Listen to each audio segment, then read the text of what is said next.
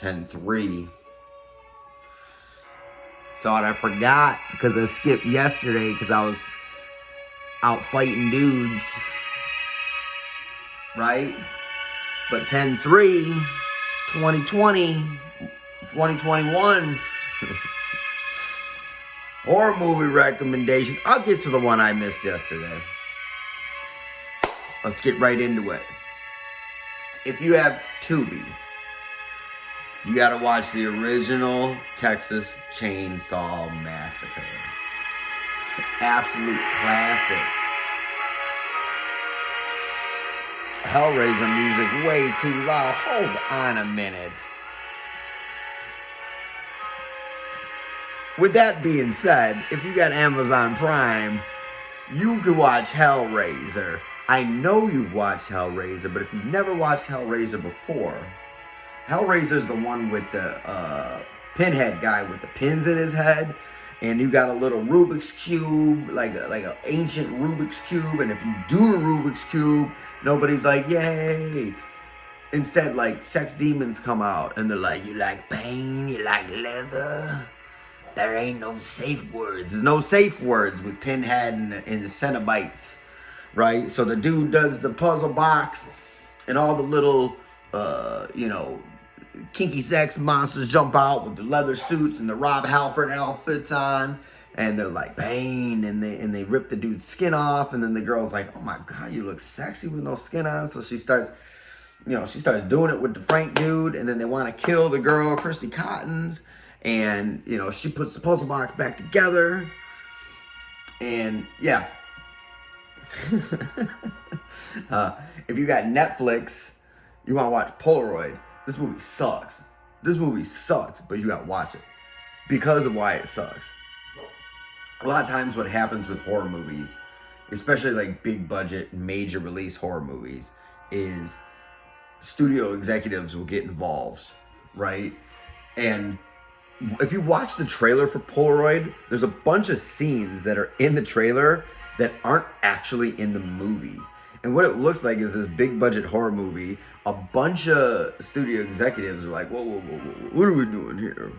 We need to do this, and we need to do that, and we need to make it this so we can have it PG-13, and we need to do this so we can market it more to the certain age groups and all this type of stuff. And what ends up coming out of this movie is an absolute mess, right?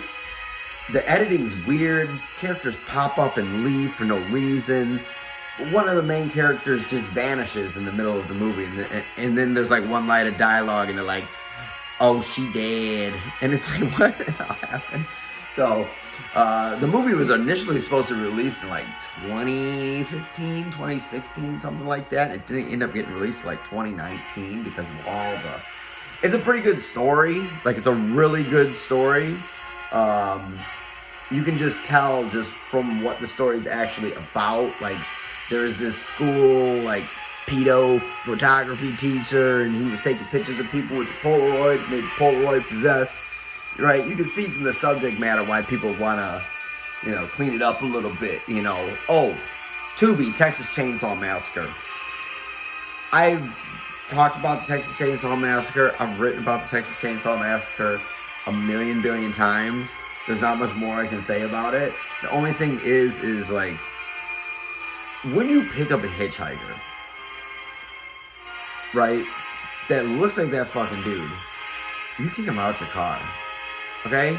First of all, don't pick up hitchhikers.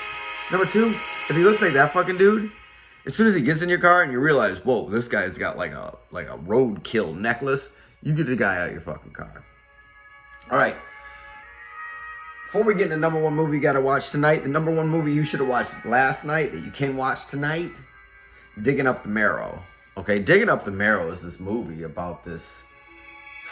It's like a found footage movie where this guy's going to go do this investigation about this conspiracy theorist who says that there's a hole in the freaking park.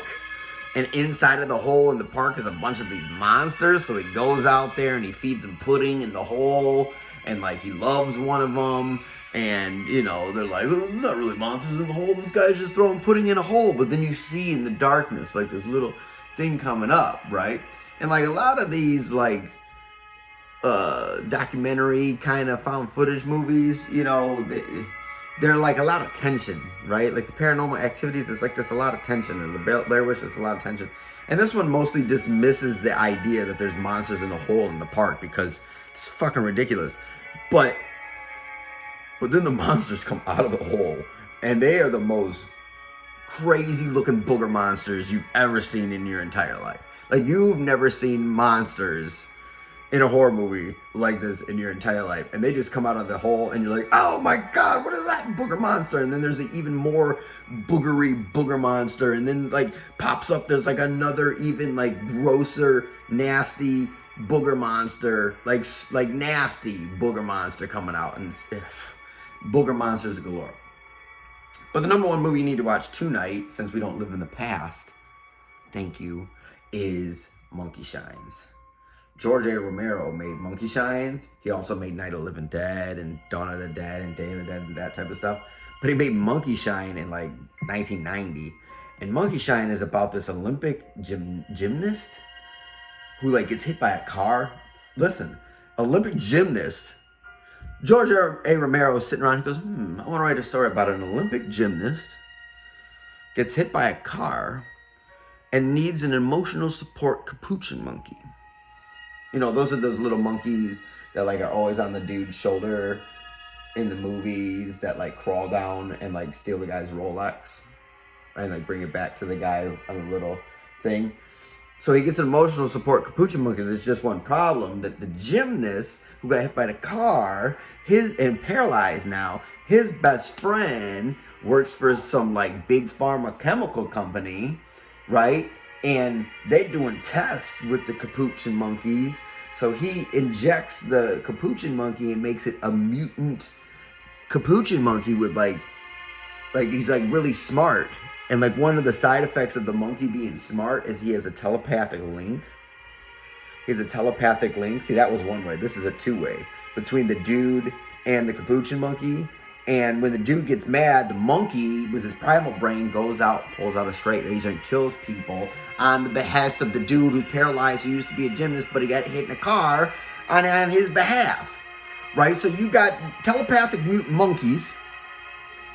And then the guy realizes, oh shit, I got a telepathic mutant monkey. I gotta kill this thing, but I'm paralyzed as fuck. So he fights the fucking monkey. The monkey tries to fucking... Dude, it's wild. Like, George Romero made Night of the Living Dead, and people are like, oh, that's wild, like fucking zombies. And it created a whole situation, right? A whole culture. But goddamn it, he made a movie about a mutant killer capuchin monkey. The fuck on, right? So anyways, what I'm watching tonight, I'm watching the Curse of Chucky and the Cult of Chucky, or the Cult of Chucky and the Curse of Chucky, whichever order that they go in. Those are the final two in the Chucky movie series, and my opinion, other than the first two, they're the best two because they're serious and they're not puppet fucking like a goddamn Bride of Chucky child of Seed of Chucky. I can't even fucking talk when Seed of Chucky comes up. So, just to recap, if you got Tubi, you want to watch Texas Chainsaw Massacre and learn the dangers of picking up hype. See, you see what Seed of Chucky did to me? They fucked. The two puppets fucked. Okay? And then they had this little mutant, ugly fucking looking thing. And he killed Method Man. It was... If you have Tubi, watch Texas Chainsaw Massacre and learn the dangers of picking up Seed of Chucky! Amazon, watch Hellraiser. That fucking movie. Netflix, you want to watch Polaroid.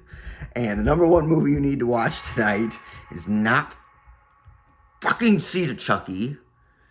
It's Monkey Shines, about the gymnast who gets in a car accident and then has a capuchin monkey who helps him.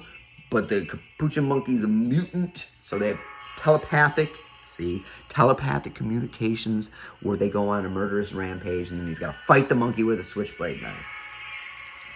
Check out Horrorbound on Monday. I'll be dropping an article on the site where I cover all the movies to watch next week And you don't got to worry about me having mush mouth because I'm thinking of Seed of Chucky because, you know, I'm going to be typing it, right? There'll be doubleheader recommendations. There's some great picks next week. You know, Snake Grandma's in there. Jennifer Love Hewitt movies in there. Matthew Lillard movies in there. There's a movie from Russia. There's a movie from Thailand. There's a movie from the American South. You know, we got things going on. Check it out. Come back tomorrow because I'll be here tomorrow, actually, and be there. Be rectangle.